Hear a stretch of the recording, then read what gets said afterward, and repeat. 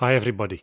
This Sunday, June the 4th, one of the main preparatory one-week stage races for the Tour de France is starting, the Critérium du Dauphiné, which runs over 8 stages. Stage 1 looks like your typical puncheur course, featuring repeated climbs of the 4th category Côte de Rocher de l'Aigle, 1k at 7% average. Also stage 2 has punchy features, with the Côte de Guet, 1 km at 8%, topping out at 10 from the finish, followed by an uphill drag to the finish, certainly drawing attention to those who want to go for the stage. Stage 3 looks to be the one and only chance for the sprinters, which gets followed by 31k ITT on stage 4. Stage 5 starts fairly flat, yet the second half features some obstacles, with the Côte de Tessy 3.6k at nearly 9% ruling out any chance for the sprinters and the moment for the strongest rider in the break to go clear. Note that this being a one-week stage race, the GC men have to stay close and we don't tend to see many stages being won with big gaps. This Côte de Tessy is also the perfect spot for the GC contenders to test each other ahead of the final weekend. Stage 6 becomes more serious, only 168k, yet over 3000 meters of elevation gain. The stage looks hard to control, and while we can expect some GC action, I have this one down as a stage for the break. On stage 7, all chances to hide will be gone, 150k and over 4000 meters of elevation gain, featuring the Col de la Madeleine and ending atop the Col de la Croix de Fer, GC time. Stage 8 then looks super interesting. The riders will start climbing straight out of the gate, and on course they'll be treated to the Col du Granier, nearly 10k at 8.6% average, followed by the Col du Coucheron and the Col de Porte, to then descend into a 1.8k 14.2% average climb to the finish line. This is where the final verdict will be made. So to summarize, without knowing the actual race situation, we have in chronological order an increasing level of difficulty, 2 punchy stages, 1 sprint stage, 1 individual time trial, 2 climby break stages and 2 GC stages.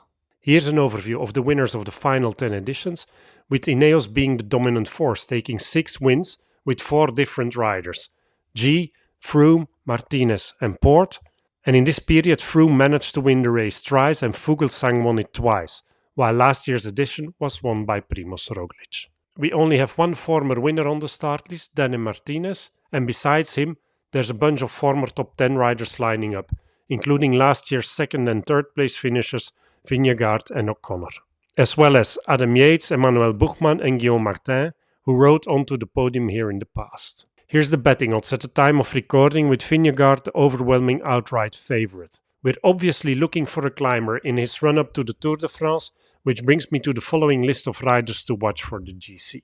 At Jumbo-Visma, Vingegaard will be stretching his legs again, 3rd in Paris-Nice earlier this year and destroying the competition in the Basque Country. On top, he's lining up with a strong squad.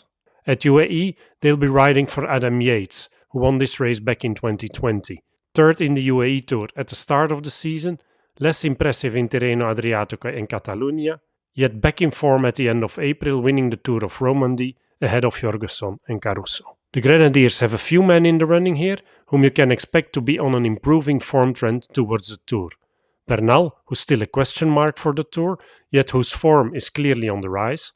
Carlos Rodriguez, who's been out of the running due to a broken collarbone in the Strade Bianchi, and Danny Martinez, who is either in worse form than the past few years or whom is peaking later on in the season.